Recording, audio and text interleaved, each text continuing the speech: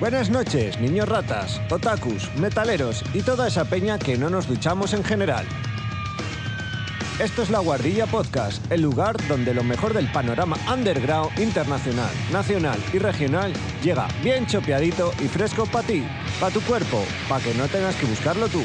Estamos contigo todos los viernes a las 9 de la noche en iVoox y Spotify, trayendo historias, cultura, recursos para productores y todas esas vainas que necesitas que les echemos un oído.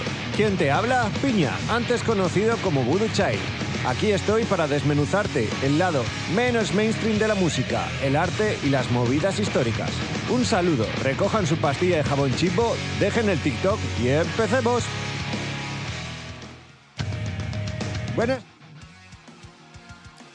Buenas tardes. Aquí en La Guardilla, otro día más, para ti, para tu cuerpo. ¿Qué tal estamos? Yo muy bien. Esta es la tercera vez que inicio porque hoy, no sé por qué, la controladora ya ha dado por fallar. Y bueno, hoy tenemos cositas. A ver, voy a empezar por el principio y acabar por el final, como es lógico. Hoy tocaba el día de San Patricio, porque como sabéis, en el anterior programa dije algo así como que, como se habían puesto las semanas, íbamos una semana adelantados, ¿no? Y claro, mañana es el Día de la Mujer Trabajadora y yo decía, ¿para qué voy a hacer esta semana el Día de San Patricio? Porque iba a quedar un poquillo raruno. Así que lo que he decidido hacer es un especial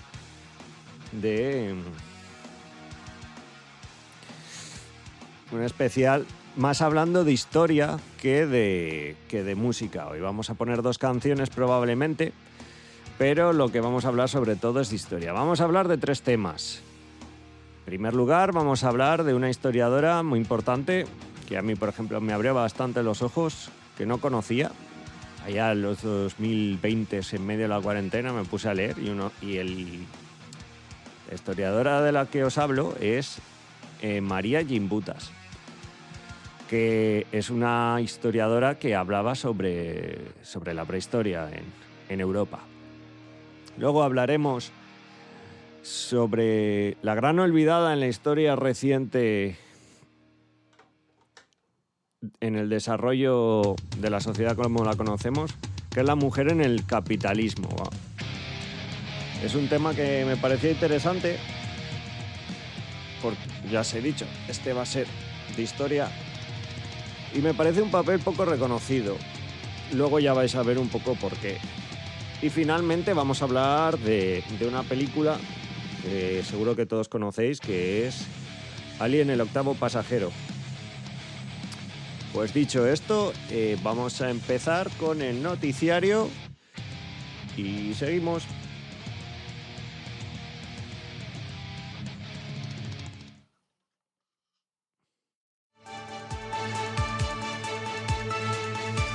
Pues bueno, lo que tenemos hoy. Hay bastantes novedades, la verdad. En primer lugar, este fin de semana se celebraron las jornadas artísticas del Centro Social Ítaca, que fueron bastante bien, fue un exitazo. Tuvimos mercadillo artesano, exposición de ilustraciones, proyecciones, y esto lo podéis ver más concretamente en el artículo de blog que escribimos sobre el acto.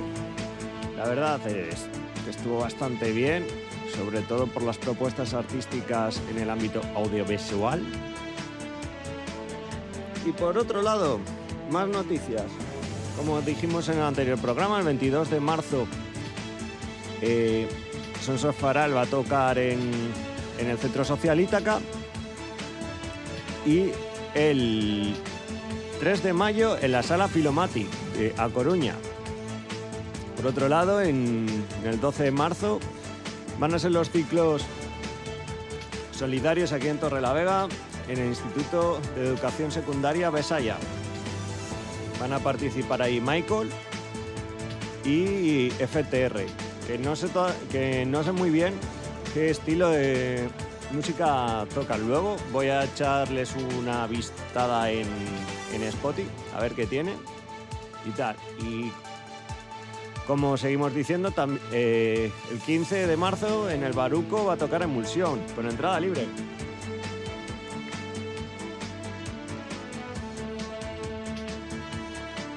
Eso por un lado. Por otro lado, Delaware ha estado también en Arco FM. Ya dijimos la semana pasada que estuvieron junto con Set Naus y Duro, que se nos olvidó recordarles las felicitaciones en la sesión Bermú. Pues hoy han subido una foto en Instagram en el que han estado en Arco FM. Y por otro lado, y ya volviendo a tiempos en el que estaba en el Castillo del Metal, el Grupo Holocausto de Medellín, en Colombia, ha sacado su nueva merchant con unas camisetas bien guapardas. Les acabo de hablar a ver si tienen algo que se pueda llevar al otro lado del charco. Y eso sería todo en el informativo de hoy.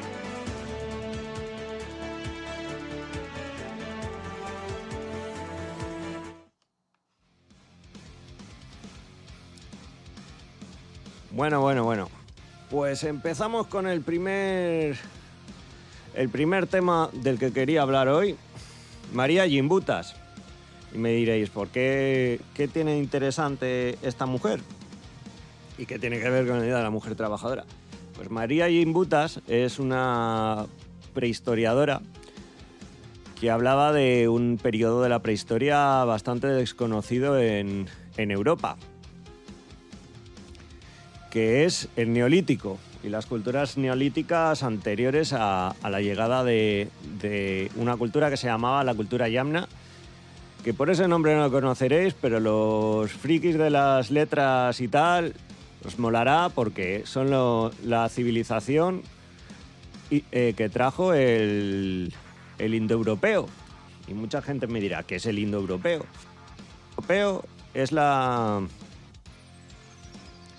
El indoeuropeo es la lengua, es que se ha cortado se me han puesto aquí. Es la lengua de la que proceden prácticamente todas las lenguas que hay en Europa y parte de la India. En concreto, del indoeuropeo surgen el griego, el latín y luego posteriormente también sale el germano, el galo y también las actuales lenguas romances como pueden ser el godo o más hacia adelante el español, francés, italiano, etcétera, etcétera. Pues bien, ¿y qué tiene que decir María Gimbutas de todo esto? Pues, primero vamos a hacer un poco de análisis de lo que pensamos normalmente que es la prehistoria. Cuando tú ves un poco la prehistoria y sobre todo el neolítico, pues tú te imaginas listados de jarrones, listados de piedras que están tiradas por ahí del campo, no sé qué, no sé cuánto, cosas aburridas. Y bueno, hay que decir que en la arqueología tiene bastante razón porque es datar objetos. Hasta hace bien poco la arqueología, pues aparte de ciertas cosas puntuales, no cautiva el interés de la gente precisamente por esto, ¿no? Porque solo son herramientas de gente que ni siquiera sabes cómo vivías.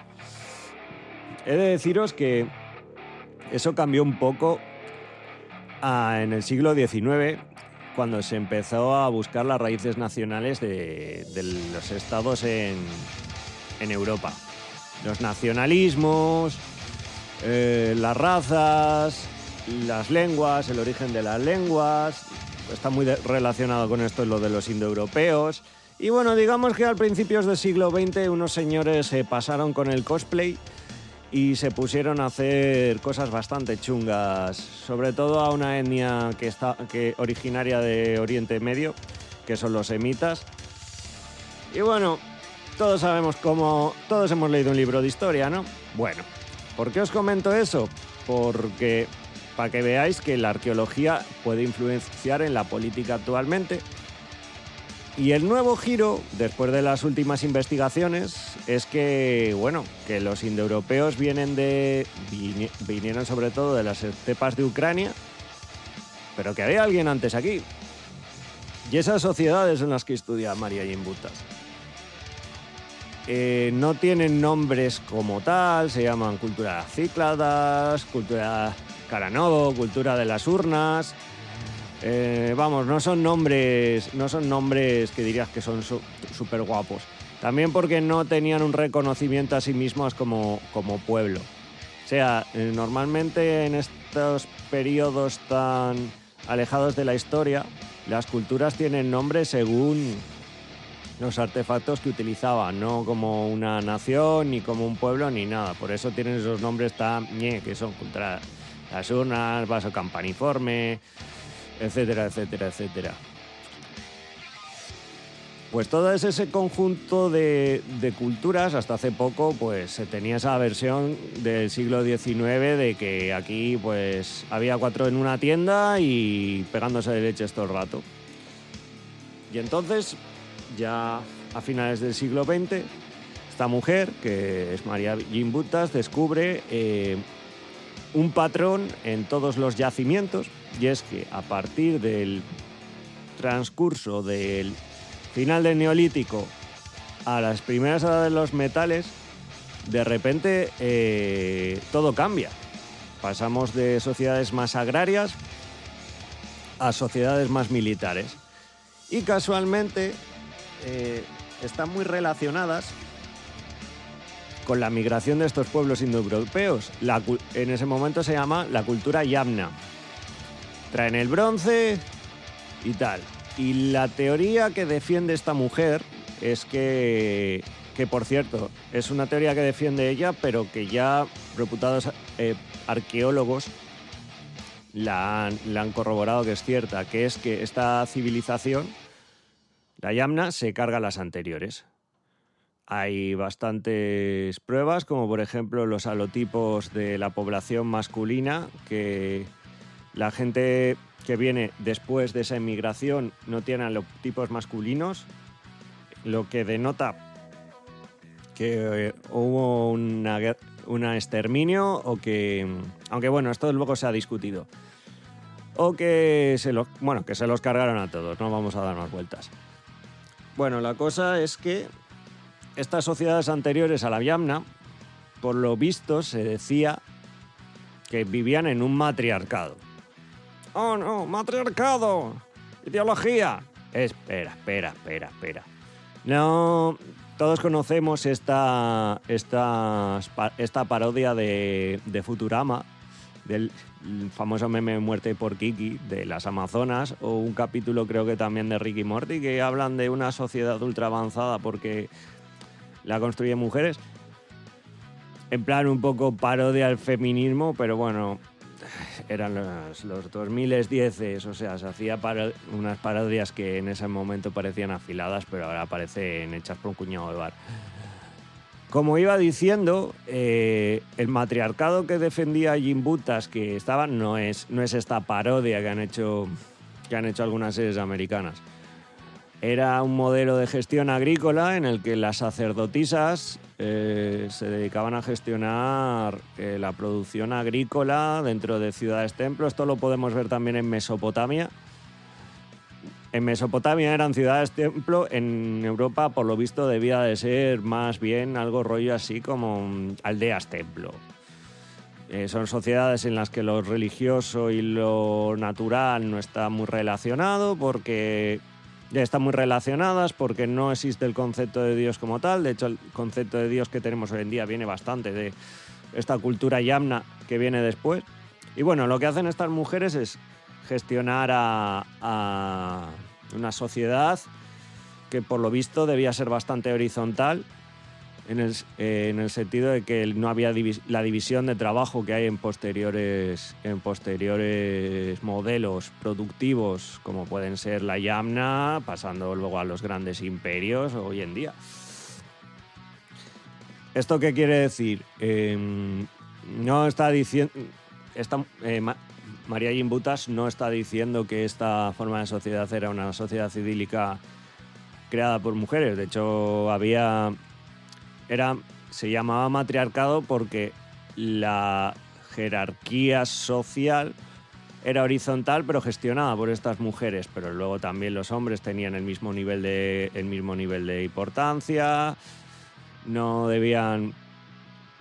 Luego también, ya estos son especulaciones posteriores, debían tener una división entre lo que era... No la división que tenemos nosotros, sexo-género, que viene de la era victoriana. Ellos tenían más una división entre la labor reproductiva y no, me explico. En esta época son bastante comunes las Venus de Willendorf, que son normalmente, si habéis estudiado algún libro de historia, son las diosas madre. Ese término de Dios tiene mucha trampa, porque el término de Dios ese es... Luego lo voy a explicar. No, ellas consideraban la fertilidad como algo mágico, eran animistas probablemente, y el concepto de ese poder místico lo debía tener la mujer con la capacidad de parir y de crear, cosa que no tenían los hombres. Y la sociedad, por lo que se ha visto, en culturas también, por ejemplo, del centro de Asia, o la zona del creciente fértil, es que estas primeras sociedades no... Hay cosas, por ejemplo, que el dimorfismo sexual propio de hoy en día entre hombres y mujeres pues no estaba tan ampliado, o sea, no había diferencias tan grandes, o sea, no había habido una división de tareas y, como hablaba Judith Butler, no había esa creación de rol y de acciones que tenía que hacer un hombre y tenía que hacer una mujer. Y debía ser bastante horizontal. También se ha parodiado mucho estas sociedades con que no había guerra. No es así, o sea... Y esto lo ha dicho la propia Jane Butas. Lo que pasa es que no había capacidad militar para grandes batallas, pero sí había habido grandes exterminios, sí se contemplaba el sacrificio humano, pero, o sea, no era una paz idílica. Esto por ese lado. Bueno, aparte, luego esto está más desarrollado en otros artículos. Esta cultura matriarcal, que ya decimos que es más horizontal, no es la estructura del heteropatriarcado desplazada.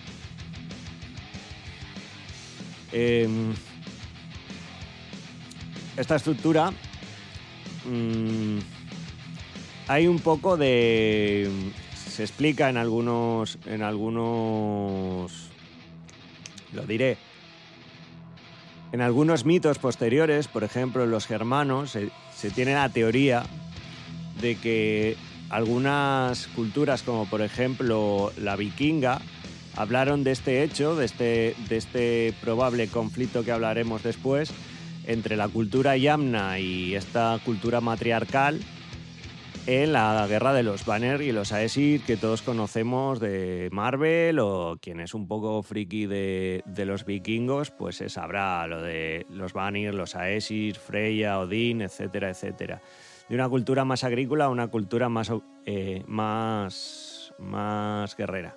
Hay que tener en cuenta, y ahora vamos a movernos un poco más para adelante, que la cultura yamna es una cultura patriarcal que viene de las estepas y que ve a los dioses como los antepasados por línea materna. La cultura anterior era matrilineal, o sea, la potestad y cómo se organizaban iba por línea de sangre por parte de la madre. Y en el caso de los Yamna, que son esta cultura que viene de Ucrania y se mueve a Europa, era patriarcal, basada en el caballo, muy parodiado, por ejemplo, en la película de Barbie, y en una sociedad belicista. Es verdad que, por ejemplo, se ha descubierto Yamna y la cultura las Yamnas como el pueblo que se mueve, y la cultura de los kurganes es la que se encuentra en Ucrania, ¿no? También tenían guerreras mujeres y tal, pero bueno, que debía de ser una cosa minoritaria. Lo digo más que nada porque hace poco salió también la noticia, bueno, no, hace poco no, ya tiene 5 o 6 años, de lo de la tumba esta vikinga, que salió una mujer y que yo quiero dejar claro que eso era la excepción y no la regla. O sea, por lo que vamos a ver ahora, las culturas patriarcales yamna, o por ejemplo la semita que viene por otro lado, pues son culturas en las que lo privado, la casa, estaba llevada era el lugar de la mujer, y luego el espacio público y político era el hombre. La guerra, la diplomacia, etcétera. Bueno, y en el caso más especialmente de la yamna, debía ser bastante por pasar el cuchillo. Y en algún momento, en el 4000 a.C., estos pueblos, debido a un cambio climático, debido a una desecación de las estepas rusas, se ven obligados a desplazarse con sus caballos al oeste.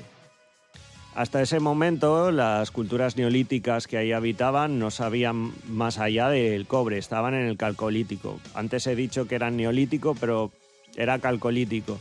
Se utilizaba el cobre y los metales para orfebrería y esas cosas, pero no se utilizaban como armas. De hecho, lo que trae esta gente es el bronce, porque el cobre, pese a ser un metal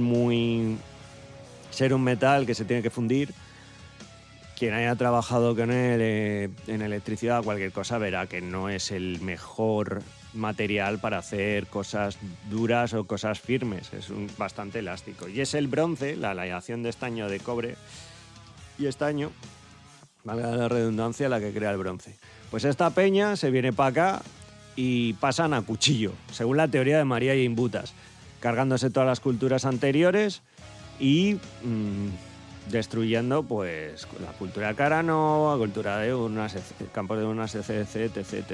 Y creando pues todos los protopueblos que luego será la cultura del Atene, que será la cultura de Caranova, no, la cultura de Casanova era, la cultura de Terranova, los dorios, jonios, que son los griegos después, los celtas, que son los galos, los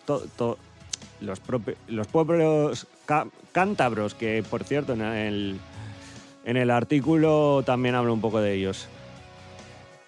La cosa, eso es un poco por ahí. Luego se ha demostrado, o se está empezando a ver, que realmente esto no fue al 100% así. Lo que debió pasar, y de hecho vamos a volver a remitirnos a las culturas nórdicas y a la guerra de los Aesir. Esta no era glaciación porque era un periodo interglaciar, no sé si era el de Drías reciente o era otro.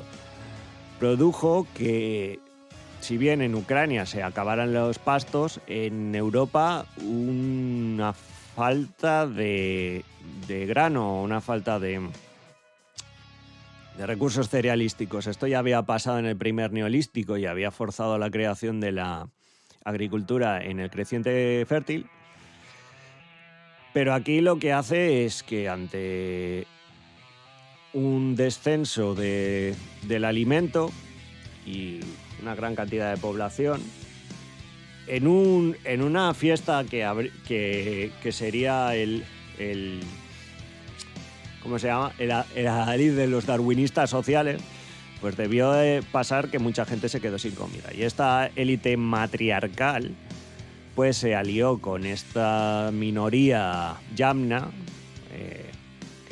guerrera, para el excedente que habían mantenido quedárselo para poder sobrevivir. O sea, que no fue tan masacre, fue una cuestión diplomática. Esto, de hecho, lo podemos ver en las edas poéticas vikingas. Freya, por ejemplo, y los Vanir vienen de un linaje agrícola y se enfrentan contra Odín y toda la familia de los Aesir, que son los más relacionados al metal y al metal, no, a metal, la guerra, etcétera.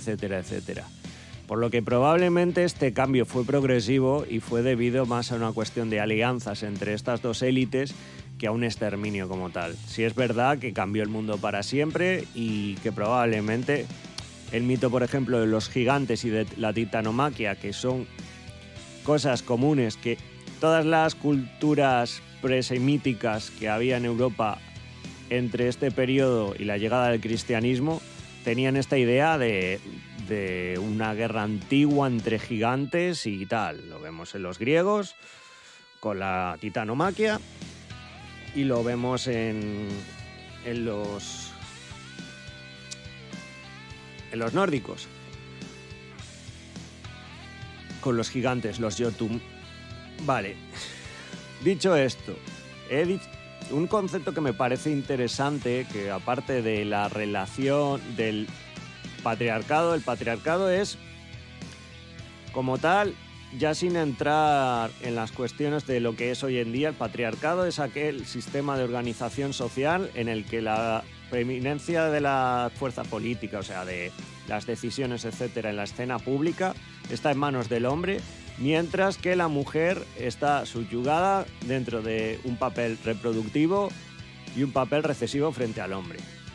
Esto es así, ha pasado durante muchísimo tiempo en la historia. Cuando llega esta cultura yamna, lo exportaron aquí y es la base en la que se han formado los griegos, los romanos y, por mucho que le fastidie algún fanboy vikingo, también a los nórdicos. Los nórdicos no eran esa utopía igualitaria que muchos ven porque han visto a dos vikingas en Vikings. Las Esquialmo, que son estas guerreras vikingas, y ya me estoy yendo mucho, era más por una cuestión de necesidad logística que una realidad en el sentido algo normal. Y en el caso de las valquirias, la cultura popular las ha malinterpretado como mujeres guerreras, cuando en realidad las mujeres eran las mujeres que representaban el azar en la guerra. Y esto cambia mucho las cosas porque los nórdicos veían a las mujeres como volubles, como aleatorias, más a lo emocional. En realidad, esto es algo muy en común en todo el ADN memético de todas las culturas de corte indoeuropeo. A ver, ¿y qué tiene que ver esto con el concepto de Dios? Pues porque hasta ese momento las culturas preindoeuropeas tenían la idea de que la deidad no existía en un mundo separado. Esto lo podemos ver, por ejemplo, en los Boisan, en los mapuches, en África y en América, en el que, por ejemplo, los Boisan, que es como una cultura que os recomiendo que veáis, es como lo que se piensa que debía ser la gente en el Neolítico, están en Sudáfrica. Se debían organizar estos pueblos neolíticos y ahí no hay tal división de género. Sí hay una distinción entre mujer reproductiva y mujer trabajadora, etcétera, etcétera, etcétera, etcétera, pero no se relacionan como se ha relacionado, por ejemplo, el mundo occidental hasta el siglo XIX. Y en el caso, por ejemplo, de los mapuches, ellos no creen que haya Dios, ellos creen que son uno con la naturaleza y es una extensión de la misma ellos mismos, de ellos. Para que nos hagamos una idea, los griegos, por ejemplo, tenían una división entre la silva y el áger, que es la silva es de donde viene nuestra palabra selva, y los árboles, o sea, el mundo salvaje, y luego el áger, que era la tierra cultivable. Ellos tienen como un gradiente en el que está la selva, luego está la medio selva, etcétera, etcétera. No sé si exactamente es así, pero para que veamos. ¿Y esto qué tiene que ver con Dios? Y con la idea de Dios, pues que el primer Dios que tuvieron los europeos se llama Deus y era un primer hombre en un linaje patriarcal. Ellos sí veían en la separación del mundo material al mundo espiritual. Lo vemos en los griegos, lo vemos en los nórdicos. Y, por ejemplo, los griegos vivían en el Olimpo los dioses y en el caso de los nórdicos en Asgard. Y este linaje se iba manteniendo de manera patrilineal hasta nuestros días. De hecho, Ragnar, creo, no sé si esto es 100% verdad, pero se veía como un sucesor de un linaje de Aesir. En ese caso no lo sé, pero por ejemplo es muy conocido en el caso de los romanos que Rómulo y Remo por medio de la Ilíada y la Iliada y la Eneida valga la redundancia, decían que venían del linaje de Zeus, porque Eneas había sido hijo de un antiguo señor, es que no me acuerdo muy bien de esto, que a su vez era descendiente de dioses. De hecho, si nos fijamos en el nombre de Júpiter, el planeta, que era el antiguo Zeus, es Jus Pater, nuestro padre o el padre del conocimiento. Irónicamente, también es como se llamaba así a Odín. Las dos religiones tienen a un dios central con el rayo, etcétera, están muy relacionadas con la herrería, etc, etc, etc. Y bueno, esto es un poco la historia que quería sacarme encima. Está mejor desarrollada en el artículo y tal. Yo creo que es una cosa interesante, sobre todo para Peña que no se haya creído 100% el rollo nórdico, pero que le mole la vaina y quiera aprender del tema. Yo aquí lo dejo. Y bueno, para aclararme un poco la boquita, voy a poner la canción Seed of Death. Y luego os comento de quién es, pero ahora voy a beber agua.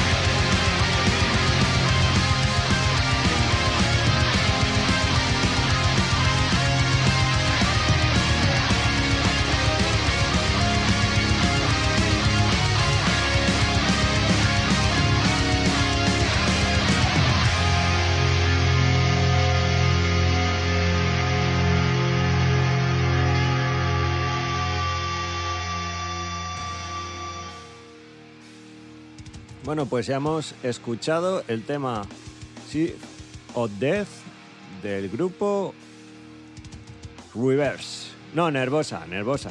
Ay, madre mía. Bueno, pues aquí hemos visto una canción de thrash metal bastante chula, la verdad. No sé si la tía utiliza la técnica Hellscream.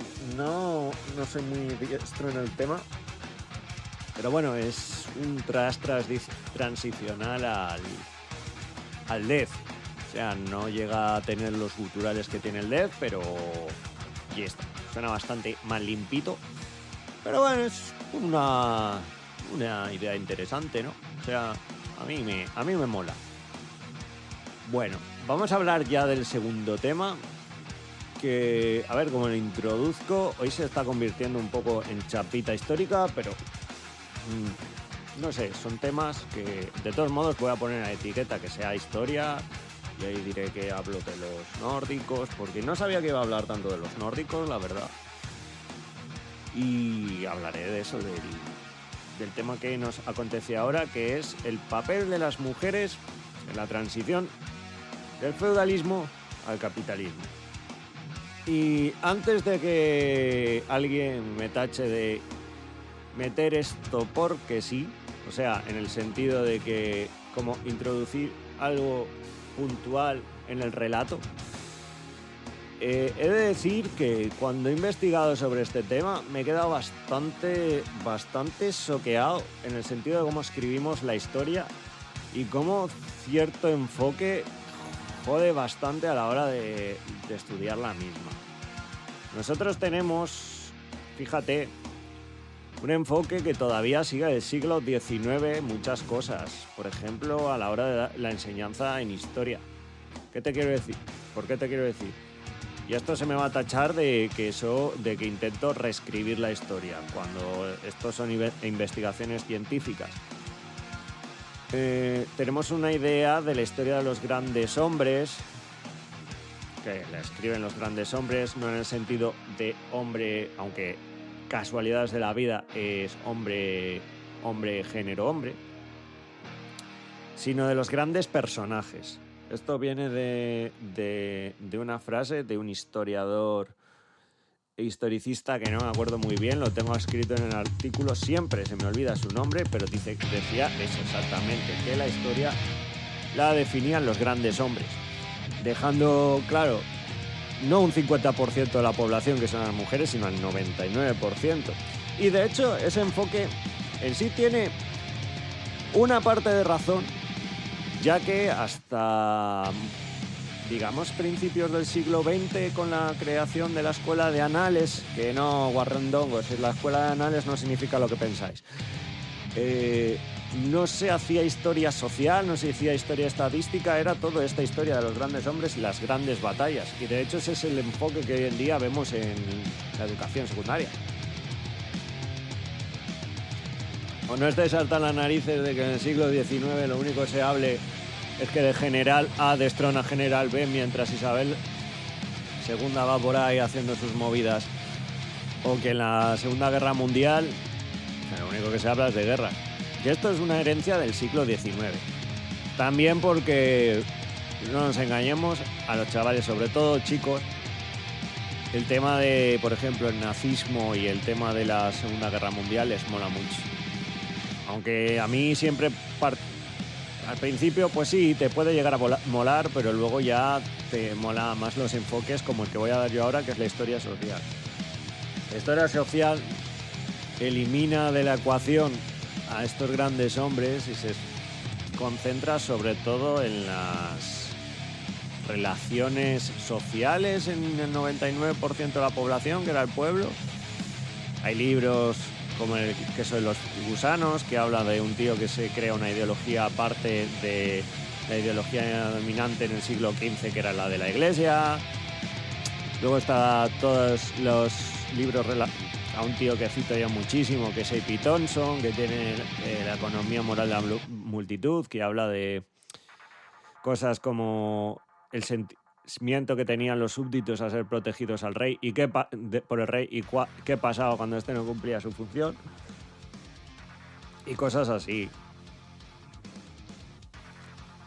Y en el caso del que vamos a hablar hoy, que parece que estoy dimanando mucho, tiene mucho que ver.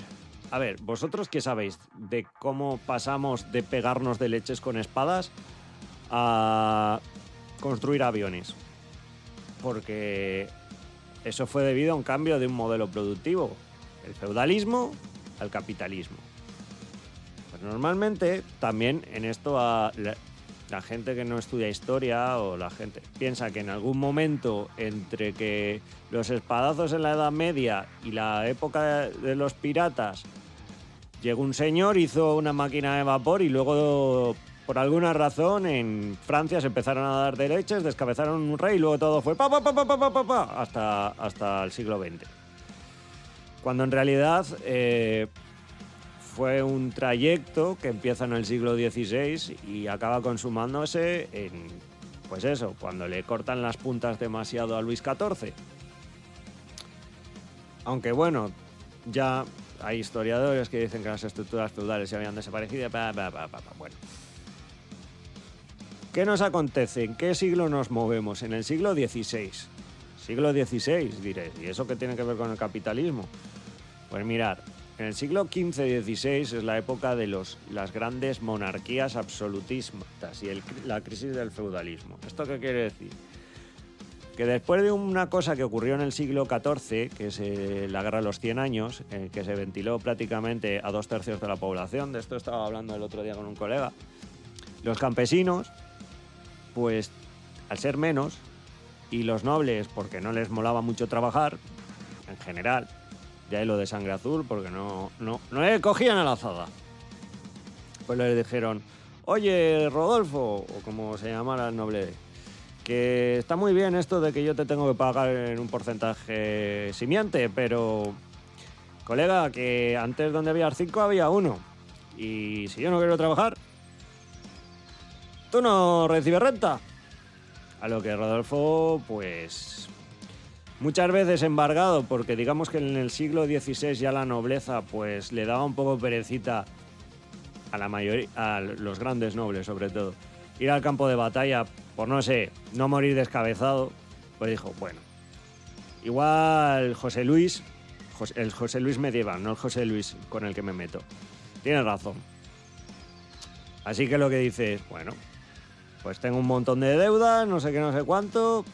Han muerto bastante de los míos porque la peste se ha cargado, el 1% de la población era noble, y dice, aunque en términos relativos se cargó a muchísima se cargó a muchísima gente campesina, en términos totales, en términos relativos se cargó a un porcentaje. Pues dijo, bueno, pues me quito mis deudas y a este señor le doy un cacho de tierra. ¿Por qué os comento esto? Porque en el siglo XIV-XV lo que se produce es que va reduciéndose el número de siervos, el número de, no siervos, sino de campesinos bajo régimen feudal de un señor, y se van creando poco a poco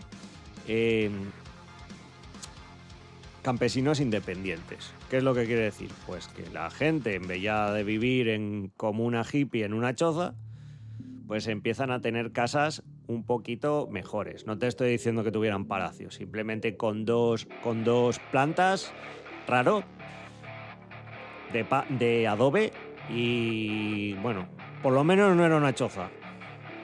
¿Y esto qué ocurre? Que esto permite que las familias sean más grandes. Y tenemos que pensar y quitarnos un poco la idea de que teníamos de la familia de ahora. Porque nosotros tenemos la familia del hogar como una idea de donde vamos a descansar, donde vamos a dormir y nuestra parte de nuestro ocio y nuestro descanso. En esa época no. Estamos hablando de la época en la que la mayoría de la economía familiar se basaba en una economía de subsistencia y cuando no estaban trabajando para el noble. Y ahí lo que hacía es que el hogar se convertía en una unidad productiva, igual que una fábrica, a muchísimo menos escala, pero una fábrica de grano. Al haber menos tiempo que depender del señor y más tiempo para estar en tu casa, estas familias extensas crecen por la mejora también de alimentación, no tanto como después en el nuevo régimen, pero un poco. Y el espacio de trabajo es menor. O sea, se puede negociar mejor las horas de trabajo. Y en este caso, las que aprovechan en un espacio de resistencia que se le han dado son las mujeres. ¿Y por qué me dirás? Como hemos dicho anteriormente en el tema de los indoeuropeos, las mujeres en el patriarcado heredero de esta cultura y de culturas posteriores estaban muy resignadas a lo doméstico. Tanto que la Saria nos iba a parecer prácticamente Irene Montero, comparado con ciertas reglas que había en la Edad Media para la mujer. En el mundo cristiano, digo, y en la Biblia ni te cuento. Estaban, pues eso, sometidas al mundo doméstico. Lo que pasa es que luego una cosa es lo que se decía y otra cosa es lo que se hacía. Cuando había hambre, pues tenían que trabajar los dos. Los últimos estudios han dicho que en el medievo, en el campo, era 50-50. O sea, ya había culturas en las que, por ejemplo, la mano de obra general era la mujer.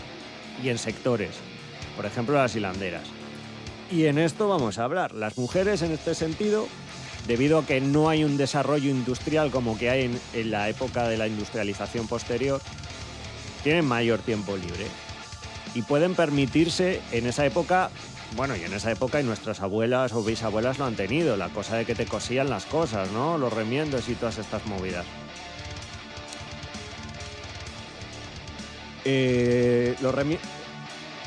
Ellas empiezan a complementar la economía del hogar con esas manufacturas.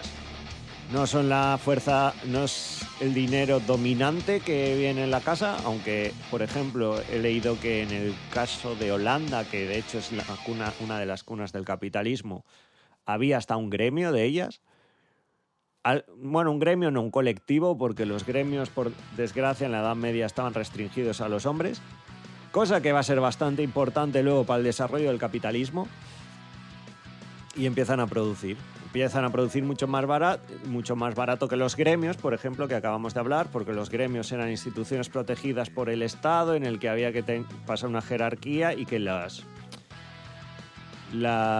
mercaderías de producción, o sea, los lotes, los stock que llamaríamos hoy en día, estaban muy controlados por el Estado. Y de hecho muchas fábricas eran, por ejemplo, de la monarquía en España, era la Real Compañía de Tapices y creo que estaba en Madrid, no sé, bueno. Pero en contraposición a esto, pues las mujeres en las casas estas que os hemos dicho empiezan a crear cervecerías, pastelerías, costureras. La propia casa se convierte en una unidad productiva, podríamos decir una especie de autónomo. No quiero meter ideología neoliberal en este podcast, pero era gente que producía por su cuenta y vendían a cambio de un dinero sus productos. Esto era un cambio de paradigma, en el sentido de que hasta ese momento el sustento que venía de la siega, de un porcentaje de la siega, y el resto del tiempo se lo dedicabas al señor. Y esto, aquí ya entramos en un momento en el que creo que si habéis dado esto en la ESO, os habréis arqueado la oreja. Es lo del Verlag System. Y me dirás, ¿qué coño es eso, Iñaki? Upa, he dicho mi nombre. El Verlag System era una estructura de explotación de estas tejedoras, me explico. A lo largo del siglo XVI, unos señores que posteriormente serán llamados los burgueses, se dan cuenta de que estas unidades de producción, que son las familias con un telar y tal, pues que pueden salir por medio de una competencia desleal más baratas que los gremios, ¿no? ¿Por qué? Porque no tienen regulación estatal, no tienen horas, porque los gremios también estaban reguladas las horas, etcétera, etcétera, aunque luego se cumpliera o no. Dije, ¿qué tal si invierto en estas tejedoras y pongo dinero para sus movidas y tal? Y fue entonces cuando el capitalista, y es la historia hasta del Verlag System, ¿no? El capitalista iba casa por casa donde las señorucas y las decía: bueno, voy a invertir en tus máquinas, pero tú a cambio me tienes que dar un porcentaje de tus ganancias, que eso sería el antecedente de lo que un señor con barbas que todos conocemos llamaría plusvalía. Y bueno, pues iba haciendo eso casa por casa. Esa forma de producir, poco a poco se irá comiendo la forma de producir de los gremios, porque al no estar legislada y al no tener los mismos derechos que un gremio, porque eran mujeres y las mujeres como tal. Bueno, esto es otra mentira que se ha dicho. No es que las mujeres no tuvieran derechos en la Edad Media. Es que no significa que estuvieran mejores. En el antiguo régimen, tú el derecho individual, el individuo como tenemos es una construcción liberal del siglo XIX, venida de la Revolución Francesa. Tú pertenecías a un estamento y en el estamento había familias.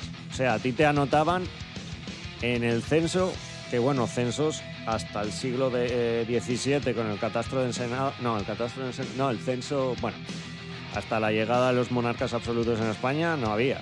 Lo que había eran partidas de nacimiento y ya os digo que cuando tienes que estudiar eso en edad moderna es pegarse un tiro. Mejor, yo qué sé, probaros a haceros pajas con los pies.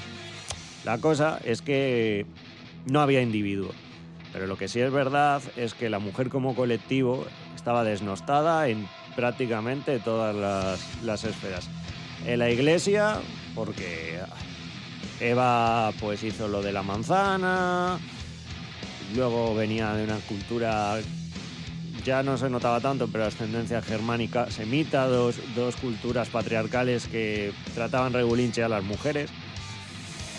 Y luego en el plano social pues estaban muy sujetas al marido, no tanto en lo legal sino en lo económico. Tenéis que pensar que los mejores, en eso no hemos cambiado tanto, los mejores trabajos los tenían los hombres, las mejores jornadas, etcétera, etcétera. Bueno, pues estos señores se aprovecharon de eso y empezaron a invertir y hicieron un poco la que hizo nuestro amigo Ortega en Galicia, que cuando ya le salía más barato ir de Amberes a, ya estamos hablando ya en el siglo XVIII, coger una Speedy Jenny, que era una máquina industrial que creo que se basaba en vapor de agua, pues la sustituyó y les dijo, hasta luego, Mari Carmen. Obviamente este es un proceso muchísimo más largo, no ocurrió así. ¿Y por qué creo que hay que rememorarlo? Porque este modelo de trabajo asalariado, si bien ya existía, no se normaliza hasta esta llegada. Y nosotros tenemos en el imaginario colectivo que la industrialización empezó porque un señor llamado James Watt en Inglaterra en 1768 creó la máquina de vapor y de repente salieron debajo de las piedras 80.000 hombres de mono azul. Y no, el capitalismo y el modo de producción capitalista tenía ya sus 2 siglos y había empezado por estas mujeres. Y bueno, también sabéis la anécdota esta de que, por ejemplo, el binario lo inventaron las mujeres por los patrones de coser. Agujero era 1 y no agujero era 0. Y bueno, así todo el lenguaje de programación. Y eso es un poco la idea, resignificar a un 50% de la población que, no quiero ser yo más papista que el Papa, yo creo que muchas veces no es inclusión forzada, pero es como que se les tiene que llenar un cupo en la historia, en plan 5 mujeres más importantes de no sé qué. Cuando yo creo que lo que deberíamos hacer es empezar a cambiar el enfoque en cómo estudiamos la historia, dejarnos de historia de grandes hombres, de grandes mujeres y empezar a mirar en la historia de las grandes masas, porque ahí te encuentras cosas bastante interesantes como estas. Luego, pues, además en la historia colectiva de la mujer, pues mismamente la lucha por la que mañana se celebra el 8M fue por una lucha sindical de las costureras en Estados Unidos. Y, por ejemplo, otra cosa que no se la reconoce es que, claro, por ejemplo, el enfoque en el que se tiene la Revolución Francesa, como esa revolución del pueblo romántica con unos señores de rulos blancos en la sombra conspirando masones para decapitar al rey, Muy alimentada, por cierto, por el Assassin's Creed, que hay un vídeo de Miguel Delis que habla de ello muy bien, que es o sea, disculpa la monarquía, pero eso no es el tema. Esa época, ese hecho como que se tiene, como que es eso, que una gran élite en la sombra, pues maquinó todo, cuando es un proceso social muy complejo. ¿Y por qué hablo de esto ahora? Porque las mujeres tuvieron mucho que ver. Por ejemplo, en el asalto de Tullerías, que fue el primer gran asalto popular a una estructura feudal, antes de, creo que incluso la toma de las Bastilla.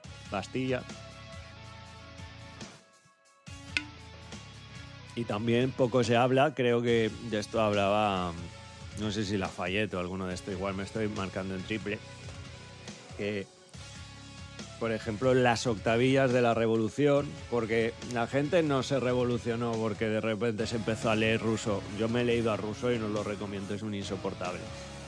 Las octavillas en las que se hablaban de ideales ilustrados para el pueblo eran revistas de culebrones. Eso hay un libro de Pobre Borda que lo habla. Y quien las repartía entre las tiendas y todo esto eran las mujeres.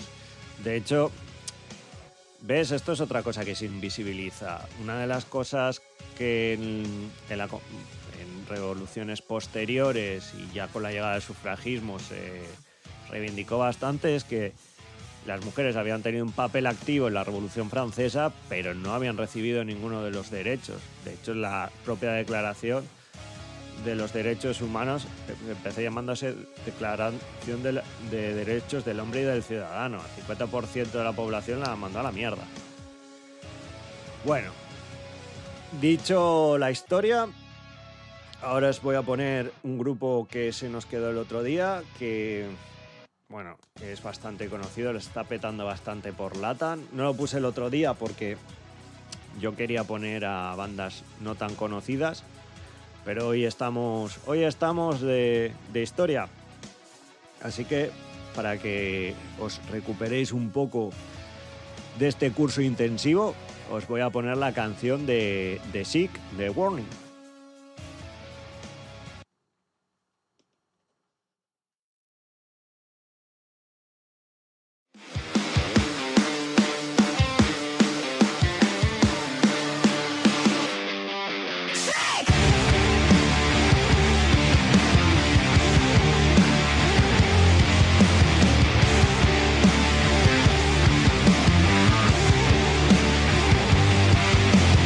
Help me now, 'cause I